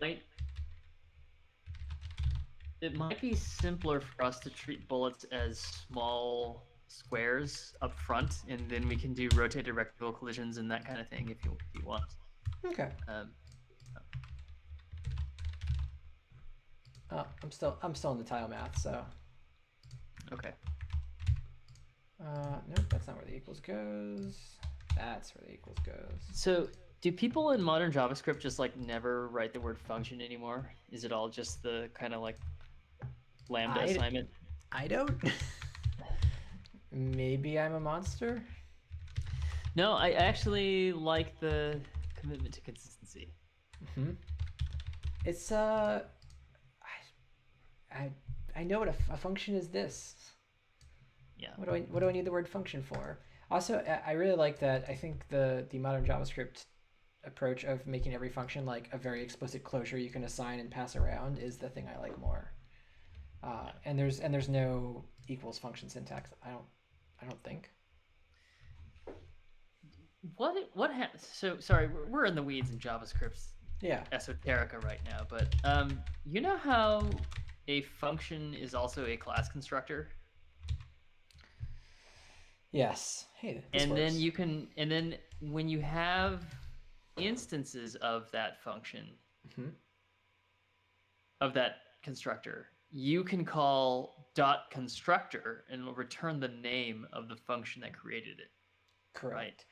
It's because the prototype thing is built into JavaScript functions as like this like first order primitive.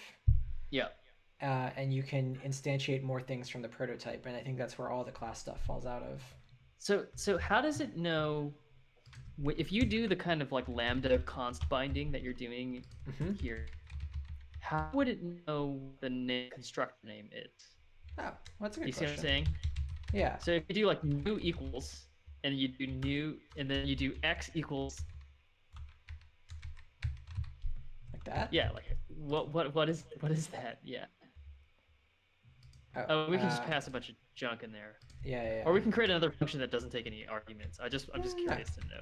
I'm curious about instantiating the function that we already made. Yeah. There you go. It returns. Only a void function can be called. Oh, but yeah, let's make a void function. Yeah. No, actually, it should just be let's get rid of our function. Yeah, exactly.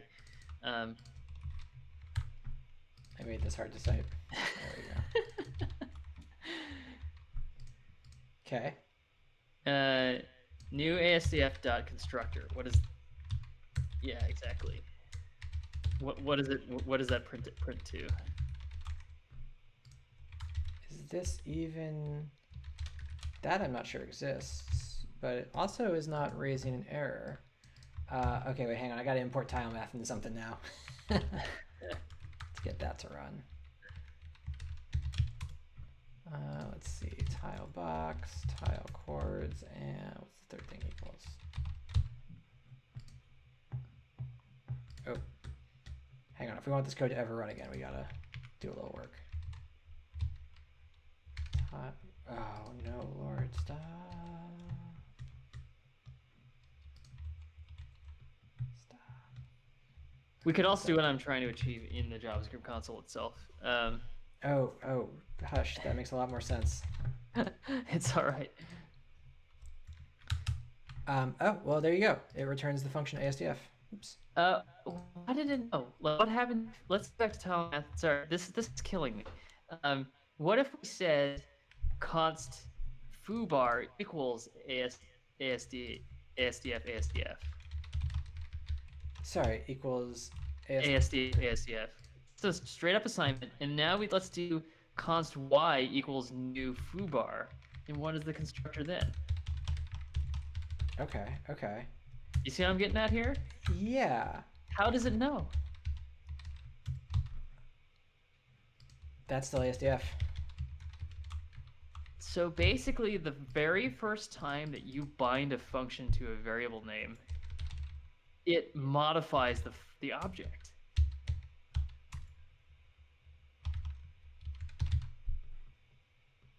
I believe I mean null.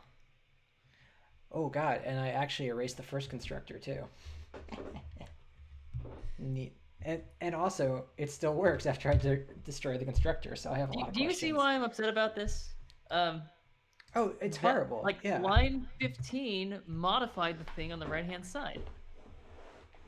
Line 15 modified the thing. Yeah, Because it did. That's the constructor value, right? Mhm, Anyways.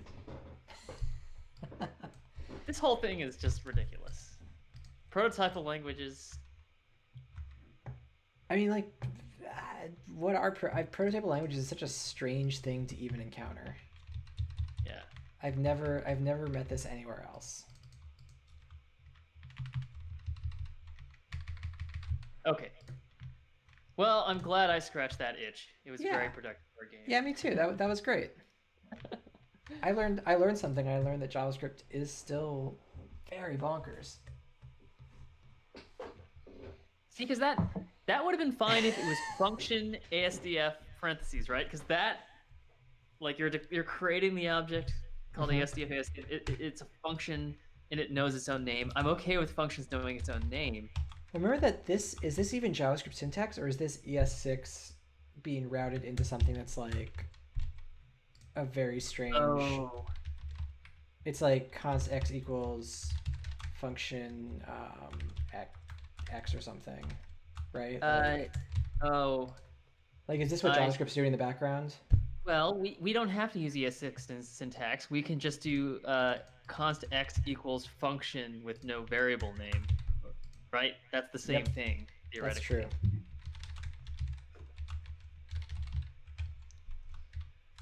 Yep, good point. Yeah, it's still in there. You're right. That's so weird. Very strange. Okay, well, in the 10 minutes we have left, what were you thinking of for taking this out of here?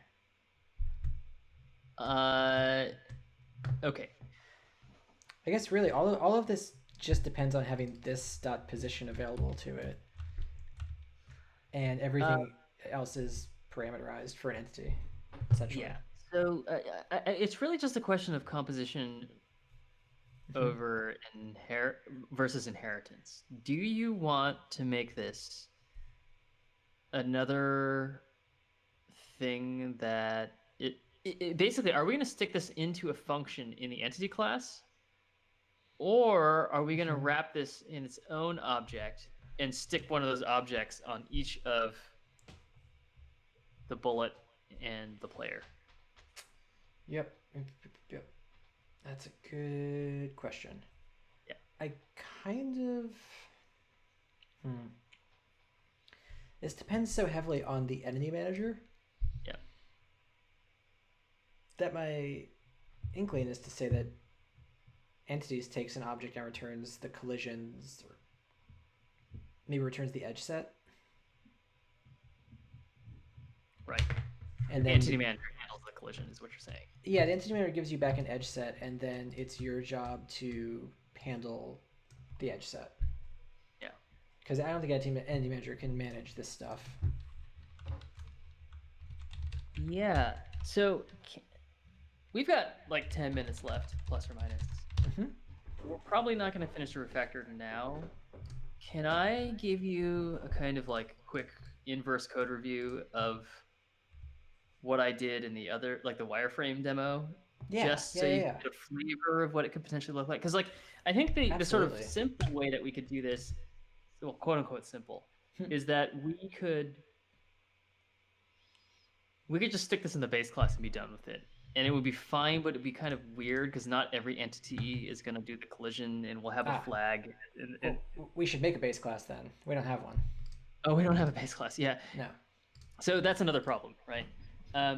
But if I were to, let me just screen share real quick. And show what you got. You can tell me that I'm just bonkers, right? I'm one of those horrible programmers that actually likes inheritance, so it won't be lost on me. So if we do inheritance, it's really fine. But I just want to tell you what the alternative could potentially look like. Okay. And we'll just go from there. So you remember this thing, right? The X-wings and the dodecahedrons and stuff like that. Yeah. You seen that? Okay. Yeah. Okay. So the way that I handled this, and I'm not even saying this is the correct way. I need to kind of backpedal a little bit even before I've like started describing it. But I was trying to sort of like figure out how other games do it, and I think the vast majority of games just makes the complex the uber entity class that can do everything, right? But let me just show you how it was done here. And I didn't do collision, but I did do like entities that were kind of like turned inside out. And this is like known as like a component system, where you basically just have a bunch of capabilities that are basically, you can think of inside different database tables, like different collections. So you have like a collidable, you have a transpose, you have a renderable. Oh yeah, I've encountered that in Unity programming. They love that. Oh, okay. So you're familiar with this. Yeah. I don't know if it's good or bad. Again, to your taste. But the idea is that the entity is just an ID. And you have these collections of components in your game state that are basically maps between an entity ID and an instance of that component. So let me see, where did I put the components here? I think I put it in the game. Let me see what you got. Yeah. So there's the game. And the game has a component manager. Let's go to the component manager. Yep. And Index. The component manager is just these different tables. It's got characters. You can think of a character as a renderable mesh that uses a transform to orient it in world space. So you can think of it as our, you know how we did that path thing? Yeah, exactly. But then we do but to render it, you actually have to like orient the path and then translate it by the position. That's what a character is. It's the path plus the idea that it looks for a transform. Okay. I have scripts, which is just generic logic, and I have transforms. And this component manager is, I think, what you were getting at with the entity manager. Like, it's some kind of like business logic enabled container. It's not just a raw container. It kind of knows stuff about the game rules and that kind of thing. Okay, so the way that the components actually get generated is inside the game. And in the game, I create the component manager, and then I just say, like, I was using Lodash, but basically I want to create 50 of these things. And my entity ID, I'm just going to invent. I could have used UUID here if I wanted to, but I'm just going to like create a new entity ID. As long as it's unique, it's fine. And then what I do with this entity ID is I basically create a character and a transform and a script. And I just add the component into the component manager, binding it to that entity ID.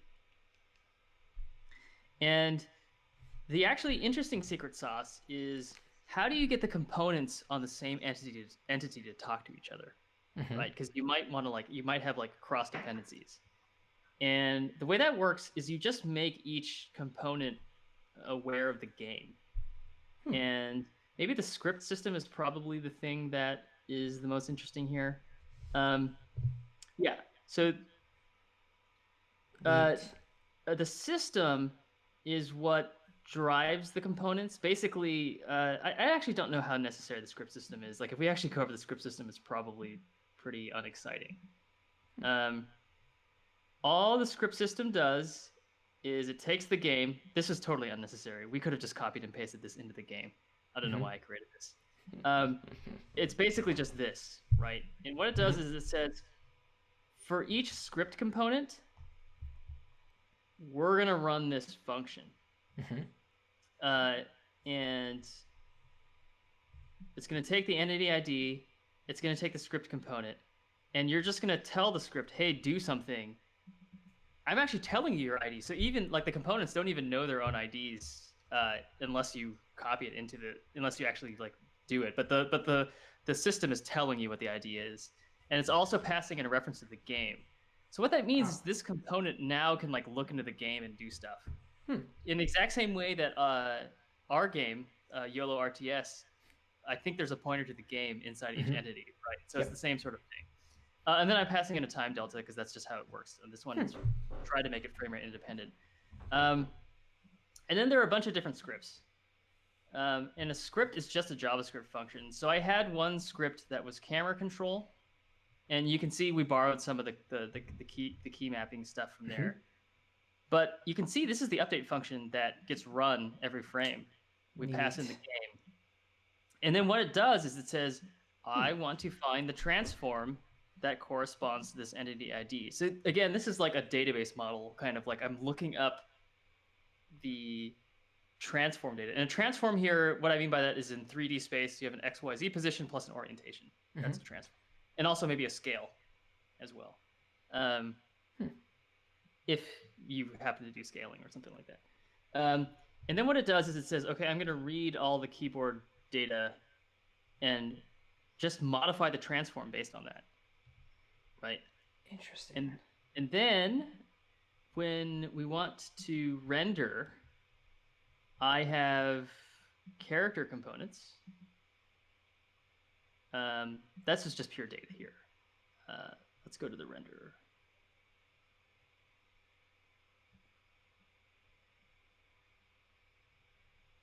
Renderer?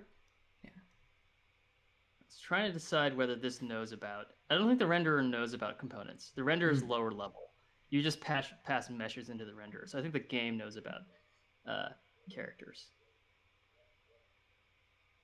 Well, I saw the end of the game loop was, yeah, you do the scripts and then you render transforms and you pass the objects to the renderer. So it's update render as the loop again. Oh, okay. Yeah, yes. The character doesn't even know about transforms. The renderer knows about the transforms. So basically what you're saying is like,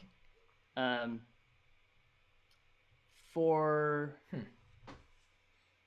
when you update this, what you want to do is like, oh, this is the camera. So you're right. The renderer knows about it. Sorry, I'm just being a jerk. This has been a while since I've read this. Totally.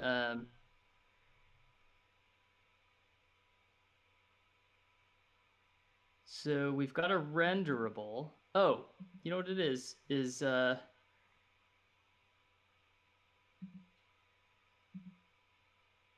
There's a get renderable function there, and that's the thing I'm missing here.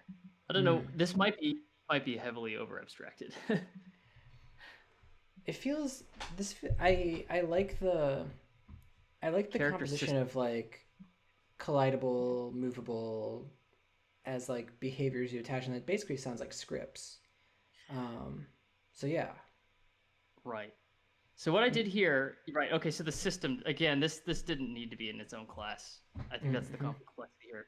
Is that basically what we're doing is we're iterating over every character component, and we're saying we're just going to return this array of renderable objects, and all a renderable is an object that has a transform that we basically crunch down into a matrix. So we take the x, y, z position and we take the rotation and we crunch it down into some matrix that combines all of those things. And then the same character with the same entity ID, and we just get the mesh. And the reason why this is get mesh ID is that like the meshes are this just like static library. It's like this global library of a bunch of meshes, right? Interesting. So yeah, I think you were actually hitting on the more important thing while I was droning on, which is that the idea is that we're kind of like assembling pieces that kind of only know their own thing, and each entity can basically kind of pick and choose what it can do. So in YOLO RTS, what it could be is that like we have an entity that does tile grid collision against walls, and so we grab the tile grid collider, and then we grab the keyboard control component, and then we grab the shootable by bullets component, right? Right, and basically you add those to the component, and they get run in the update loop, kind of de facto as being part of its scripts array, essentially. Right. So we don't have to write like manual update functions that are like do this, then do this, and this. We're just like here's what your object worries about, like deal with it.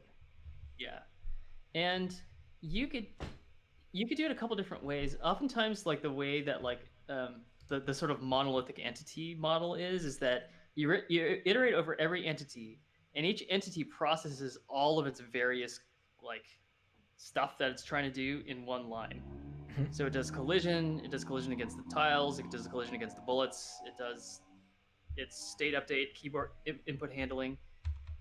Oftentimes when you see these like component-based architectures, it does them kind of not paralyzed. It kind of stripes the updates. So it says all of the physics I'm going to run right now. So everyone's just going to move in the direction I'm going to run. And then next, that's ballistics, basically, your velocity and your acceleration. Then we're going to do collision against the tile grid. All right, everybody do that.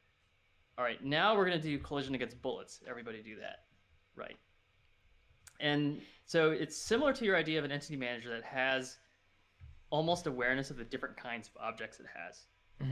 The entity manager or component manager knows about all of its like custom script logic. It knows about all of its like tile grid things, and it's basically separating the game logic up into like these tiny domains that like all kind of like are relatively self-enclosed, but maybe have enough access to the outside world to read information elsewhere. Because you can imagine like the transform component in this system is probably really important because that's like the position in world space.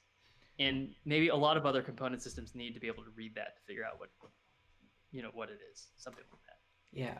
Anyway, that makes sense. That it composes nicely, and I think it lets us have some more sort of resolution order, which is what I've been sort of thinking of. So, right. Can we back into this abstraction without rewriting the whole app? Like, I think we can probably pull that off. We're not deep enough. Wait, don't end.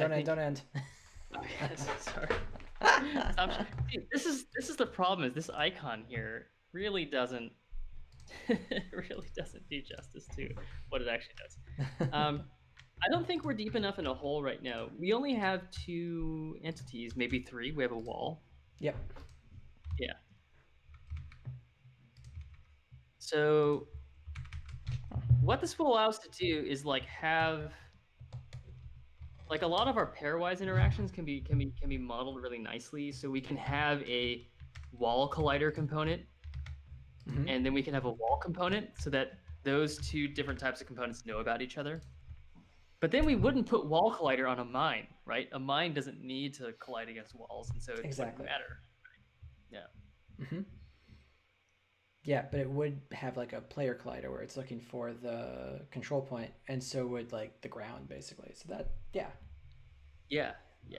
Cool. So I think we should do that as long as it serves us and feels simple. To be totally honest, like the fastest thing for us to do is to put every single capability into one giant entity class. Where that's going to get unwieldy is like as we start adding complexity, it's just going to start to become difficult to code around, and we may find ourselves wanting to refactor at some point. So yeah, I mean I love me some Rails monoliths, but that sounds nightmarish in terms of the entity and like having to paste in like individual behaviors as we want it and then like tweak them as they're different for two different objects. So okay, let's start Sunday on decomposing this a little bit. Okay. And it'll be nice because wall collider will the success will be attaching it to bullets so that bullets also collide with walls and do something. Right. Yeah. Sweet. All right. All right. Thanks, dude. Once again, super fun. Hope you have a good week. Yeah. Same to you. Take care. All right. Peace. See you, everybody.